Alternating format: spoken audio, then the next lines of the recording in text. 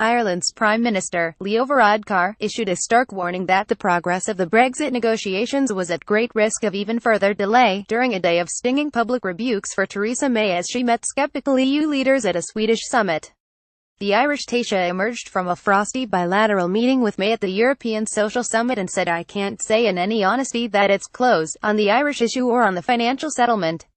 Varadkar said he would not be prepared to back progress of the Brexit negotiations to trade talks at the summit in December without a formal written guarantee there would be no hard border in Ireland. Britain, he said, wants a divorce, but an open relationship the day after. At the summit in Gothenburg, the President of the European Council, Donald Tusk, gave the UK government an ultimatum that progress needed to be made on the Irish border and the financial settlement. Tusk also hit back at suggestions by the Brexit Secretary, David Davis, that the UK needed to see more compromise from Brussels. "I appreciate Mr. Davis' English sense of humour. A hard Brexit would take Britain out of the EU's single market and customs union and ends its obligations to respect the four freedoms, make big EU budget payments and accept the jurisdiction of the ECJ. What Brexiters mean by taking back control of Britain's borders, laws and money. It would mean a return of trade tariffs, depending on what if any FTA was agreed. See our Brexit phrasebook. Thank you for your feedback." May spoke to several European leaders on the fringes of the social summit, including France's President, Emmanuel Macron, and the Swedish Prime Minister, Stefan Löfven. Government sources admitted it was clear from the meetings that more work was needed to make progress, though they insisted the tone was constructive. Leo Varadkar left and Theresa May chat before a session at the European Social Summit in Gothenburg. Photograph Jonathan Ekstrand of BGT Images. Leaving the summit in Gothenburg, Sweden, May told reporters she agreed that more needed to be done to advance the negotiations. "But we are clear and I am clear that what we need to do is move forwards together, and that's how we can ensure that we are going to get the best deal for the UK and for the EU," the Prime Minister said. Tusk said the UK needed to do more on the two key issues.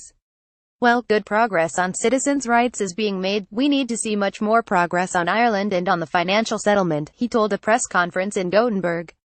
He said he had told May in an earlier bilateral meeting that this progress needs to happen at the beginning of December at the latest, and that he hoped some movement will have been made by the time the two leaders meet again next Friday. The president said the EU was ready to move on to the second phase of the Brexit talks, which will discuss the future trade relationship and transition period. These are due to begin, with the approval of the Council, at its next summit in Brussels on 14–15 December. Later he told reporters he was cautious but optimistic that talks could still progress. Tusk's deadline of the beginning of December will give May some crucial extra time to build consensus in Europe and around her own cabinet table, particularly over the financial settlement. Michel Barnier, the EU's chief negotiator, had initially said Brussels needed to see progress by next Friday. Downing Street said May's meeting next Friday with Tusk was prearranged and would take place in Brussels at the Eastern Partnership Summit. Varadkar's warning was the most blunt, though the EU is likely to take the lead from Ireland when it assesses whether enough genuine progress has been made on the issue of the border with Northern Ireland, one of the three key topics which must be agreed before talks progress to trade.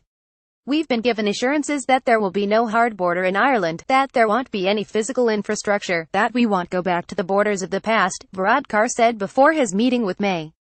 "We want that written down in practical terms in the conclusions of Phase 1. Leaving the summit several hours later, Varadkar said he was not satisfied with the progress. After 40 years of marriage, most of them good, now Britain wants a divorce, but an open relationship the day after, he told Sky News. "We have heard now for 18 months that the UK does not want a hard border in Ireland. But after 18 months of the right language, we need to understand how that can be achieved in law. We don't have a counter-proposal from the UK government yet which makes any sense, but we would certainly welcome one," he said. Earlier at the summit, Varadkar was scathing about UK politicians who had backed Brexit. "It's 18 months since the referendum. It's 10 years since people who wanted a referendum started agitating for one. Sometimes it doesn't seem like they have thought all this through." A UK government source said it had been clear from the outset there will be no hard border, but admitted that significantly more progress was needed before the two countries would see eye to eye. Sources referred to several official documents already released by the UK government that made commitments on the Irish border. EU leaders must agree that sufficient progress has been made on three key areas before talks can move on to a future trade deal. They are the UK's financial settlement with the EU, the rights of EU citizens in the UK and British citizens in Europe, and the border between Northern Ireland and the Republic. If it is not agreed at the December summit that sufficient progress has been made, it may mean no progress is guaranteed until the next scheduled European Council meeting in March. In the UK, internal discussions of the financial settlement were still taking place.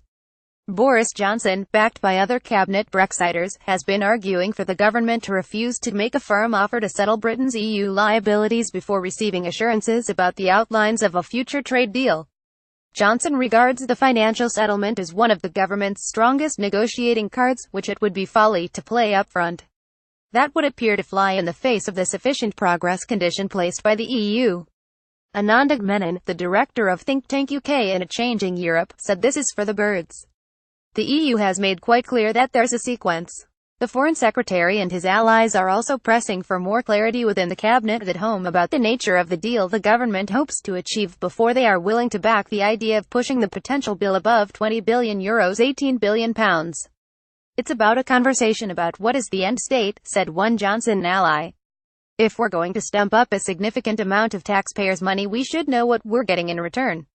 Davis would also like assurances about a future trade deal, but he is said by allies to be more relaxed about the ultimate size of the bill because he did not play a leading role in the Vote Leave campaign and is not personally associated with the pledge of £350 million for the NHS.